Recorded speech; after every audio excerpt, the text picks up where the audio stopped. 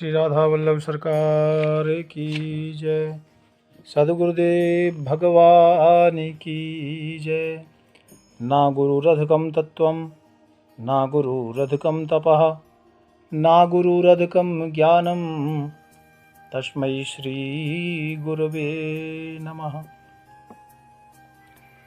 प्यारे प्रभु प्रेमियों, नित्य प्रति भगवान की पावन कथा में कल हम चर्चा कर रहे थे कि स्वार्थ जीवन का एक बहुत बड़ा शत्रु है।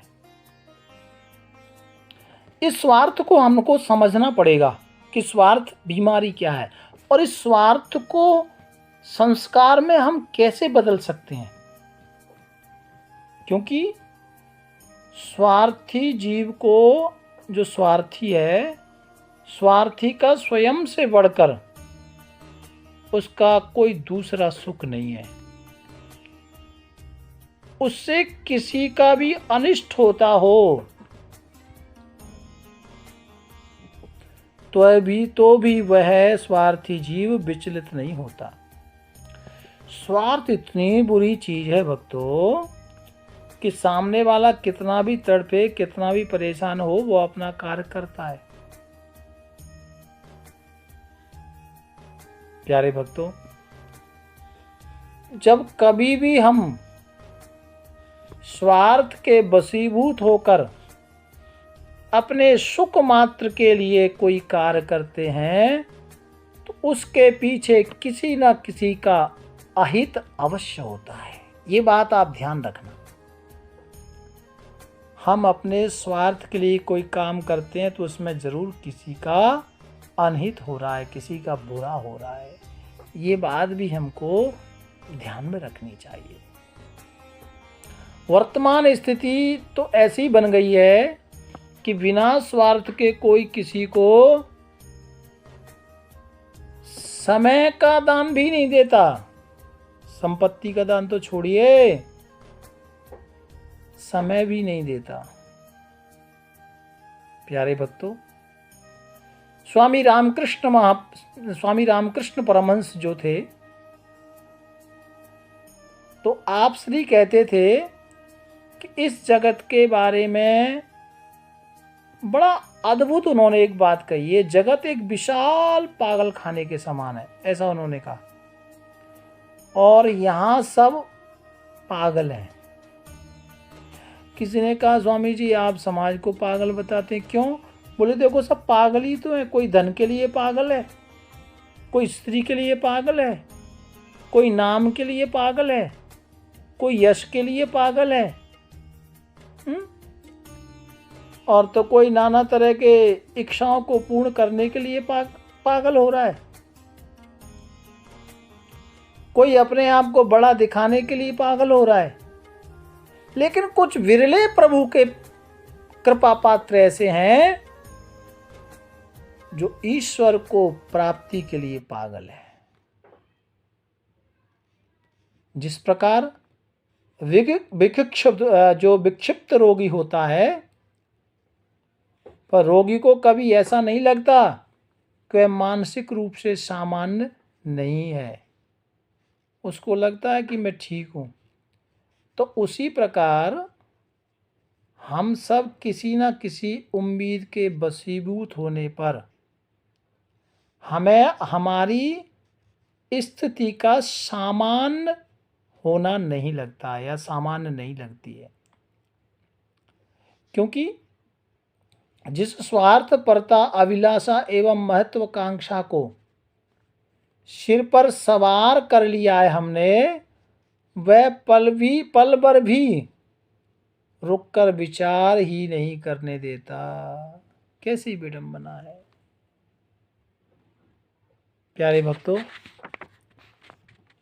इसलिए अच्छा, एक स्वार्थ का आप उल्टा करें, स्वार्थ की विपरीत विचारधारा का नाम क्या है आपको मालूम है? स्वार्थ की जो विपरीत विचारधारा है ना, उसका नाम है परमार्थ। हाँ भक्तों, स्वार्थ का उल्टा है परमार्थ।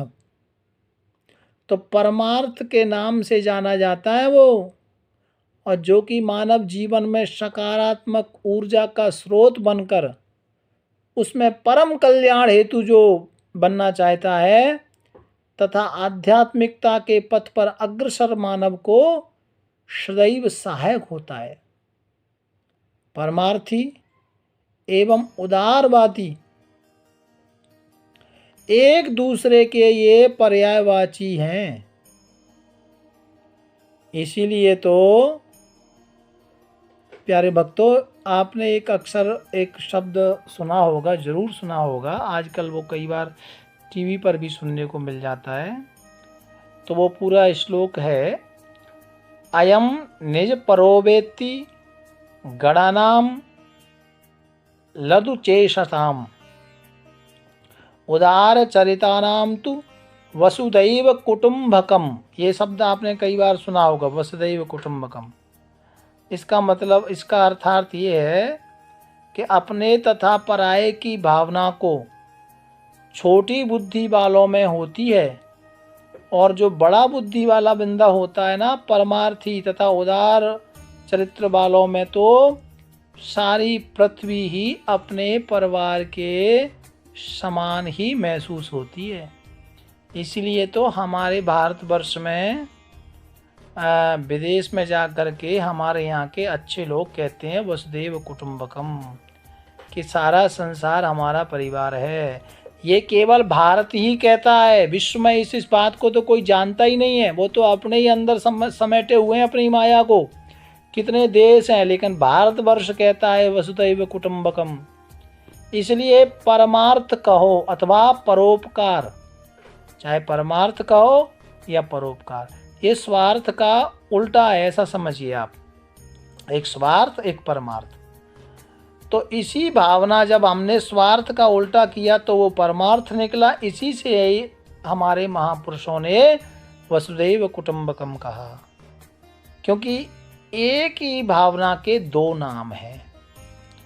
इसलिए कहा भी है कि परोपकाराय संता विभूतयः। परोपकार तो संत महापुरुषों का आभूषण है तथा संतों की जीवन को सदैव परोपकार के लिए जो होता है वो इसलिए क्योंकि स्वार्थ का जो उल्टा है वो परोपकार है। और परोपकार की महिमा गोस्वामी तुलसीदास बाबा ने बहुत बढ़िया गाई है। चौपाई में लिखा है कि परहित सरस धर्म नहीं भाई, पर पीड़ा सम नहीं अधमाई। परोपकार बहुत बड़ी सेवा है, क्योंकि वृक्ष कबहु न फल भके, नदी न पीवे नीर, और पर कारज के कारण साधुन धरा शरीर। प्यारे भक्तों, वृक्ष अपने फल को नहीं खाता, नदी अपने जल को पान नहीं करती, है ना। तो ये ऐसे ही संत के लिए कहा गया है, ये परोपकार, सदा सदा परोपकार करने वाले। प्यारे प्रभु प्रेमियों, इसलिए तुलसी कर पर कर करे, कर तल करे न कोय, और जादिन कर तल कर तर करे, तादिन मरण करे। प्यारे भक्तों, देखिए, एक चीज है, एक होता है शुभ, एक होता है अशुभ। परहित के लिए किया गया जो अशुभ कार्य भी है ना, वो शुभ कार्य की श्रेणी में परिवर्तित हो जाता है। ठीक है ना। जैसे कि उदाहरण के तौर पर मानस में वर्णन आता है रामायण में, कि जब रावण के राज्य में उसका आदेश था कि जहाँ कहीं भी ब्राह्मणों के नगर देखो, संतों के आश्रम देखो, उन्हें आग लगाकर नष्ट कर दो। और उन रावण के सेवकों ने, राक्षसों ने यही किया, तो वो निंदा का पात्र बना। लेकिन दूसरी ओर पवन पुत्र हनुमान जी महाराज ने लंका का दहन किया, लेकिन उसी कार को उन्होंने भी लंका जलाई ना, घर जलाए ना, लेकिन उन्होंने जो काम किया, जलाने का काम तो राक्षसों ने भी किया था, जलाने का काम हनुमान जी महाराज ने भी किया था, लेकिन जो राक्षसों ने कार्य किया वो बुराई का कार्य, बुराई बनी। श्री हनुमान जी महाराज ने जो कार्य किया वो वंदनीय बनी, वंदनीय श्रेणी में आई, अग्रगण्य श्रेणी में आई, क्योंकि उन्होंने जो लंका का दहन किया वो परमार्थ के लिए किया, और क्योंकि दानवों के अत्याचारों से पीड़ित समाज को बचाने के लिए सर्वजन हिताय सर्वजन सुखाय की जो भावना थी, उस भावना से प्रेरित होकर किया गया सदैव काम वो प्रशंसा के पात्र बने, यानी वो प्रशंसा का कारण बने।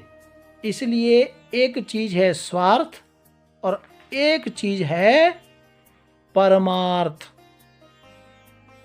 तो प्यारे भक्तों, इस स्वार्थ में परमार्थ को खोजना है,